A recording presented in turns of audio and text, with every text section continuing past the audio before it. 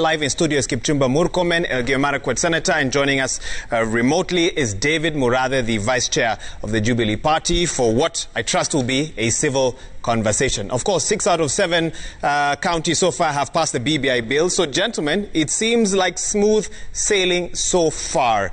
Let me get your reactions on this. Kipchumba Murkomen, let me start with you. I don't know why you want me to react. To react to what? That 6 counties out of 7 have... Was that your expectation? Are you surprised? Or no, I'm not surprised. And there is nothing surprising about what's going to happen about this BBI bill. What will surprise many people is the fact that they have been trying to frame a contest. And I can see most of you, even the media houses, are struggling to frame a contest, which is a contest between this wing of politicians with the other wing of politicians, instead of focusing on the contents and the interests of the people that are represented by the MCA. So I disagree with that. I've had many shows here where we went deep into the document, even just 2 weeks ago. That's what I'm saying. I mean, why people want to get surprised is the fact that, you expect this versus that. But in terms of the decisions that MCAs are going to make, nothing surprises me, because most of the MCAs are going to make decisions based on their various interests, whether it is the interest of the MCAs as an institution or the people they represent in their county assemblies. Okay, let me get also a quick response from David Murathe, Jubilee Vice Chair. Thanks for joining us as well. Your thoughts? 6 out of 7 counties so far have passed the bill. How do you see this playing out moving forward? David Murathe. I think my friend needs to be very candid about what it is in the BBI that they do not like. What is it in the BBI that is wrong? What is it in the BBI that is contentious? And why, for example, if they're talking about a consensus document, why is it that all the rallies they are holding are anti-BBI? I don't get it.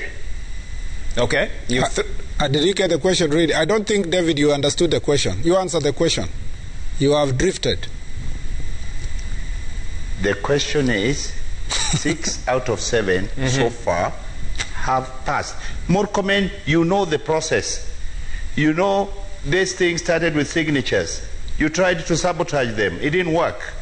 It then went now to the county assemblies. It went to the IBC, who verified and sent it to the county assemblies. They are doing public participation. From public participation, they are coming to the assemblies to vote for or against. Last week, you are gloating all over about Baringo, which was a non-event. They know why they are voting for it. Don't say they are voting for it because of personal interest. They are representatives of their people. And that is why I went straight to the crux of the issue. Tell the MCAs, tell the county assemblies who have not voted, what is it in the BBI that you find is wrong, and persuade them to vote against it. 6 out of 7. David Murathe, let me ask you this. And more is coming. Let me ask you this before Murkomen says something. Wouldn't it be easier to justify that MCAs don't have other interests if the car grant issue was still not very fresh in the minds of Kenyans? Because many Kenyans believe the car grants may have played a role in convincing some MCAs that you must support this. A lot of MCAs already have vehicles, my friend. It is an entitlement like any member of parliament. Those guys get 7 million grants. They get a house, I don't know, 20, 30 million. What is wrong with giving the person at the grassroots who is interacting with the people, who needs to move from ridge to ridge? These guys even get mileage. I'm not even sure the MCAs have mileage in their package. Most of these MPAs are honorable. They are fit to be members of parliament. Why are you dismissing them and diminishing their status in society?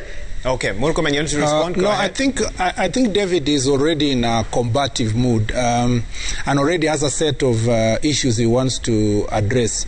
Your question was very categorical. Are we surprised that there are 6 out of 7? What do we make out of the 6 out of 7? For me, I make out of the 6 counties, 6 out of the 7 counties who have passed, I believe that it's because they have considered the interests that affect the county assembly, that includes the concerns they have about about the constitutional bill, the questions about distribution of resources. I also believe that they have considered what their constituents want.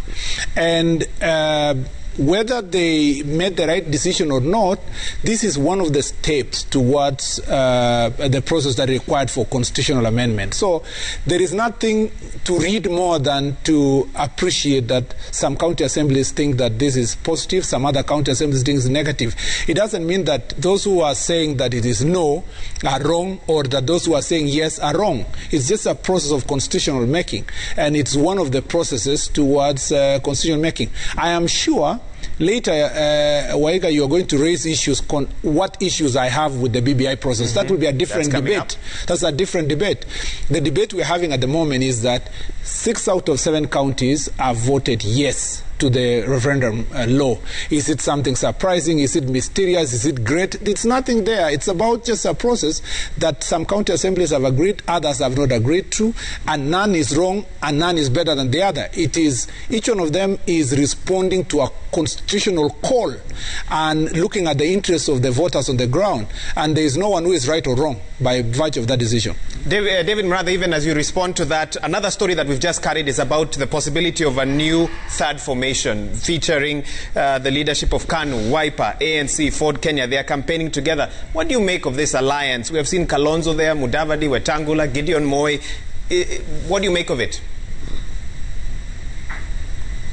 I have said this before, and I'll say it again, that there will be new political formations before the next election. It just follows birds of a feather flocking together. And they have a similar agenda. Now we have a formation of hustlers. Now we have another formation of like-minded. Probably you'll get another formation coming up. So I'm not surprised that Gideon, Weta, Kalonzo, and Musalia would make that pronouncement. I hope their doors are not closed for other people who may want to become part of that political formation. Okay, and Murkomen, you have anything to say on that briefly before we are going to get deeper into this a bit later on? I congratulate our friends for reorganizing themselves as early as this. I can see that is the former or the existing, or I don't know what it is, NASA coalition, and I think that the only person missing there is Baba.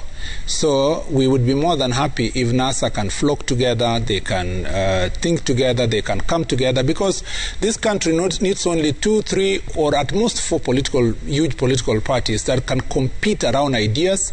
And I'm happy that David recognizes easily that those who are coalescing around the hustler ideology and hustler empowerment already have a formation. And then those who are now coalescing around NASA have their formation. And I am very happy that our friends are coming together. We wish them well.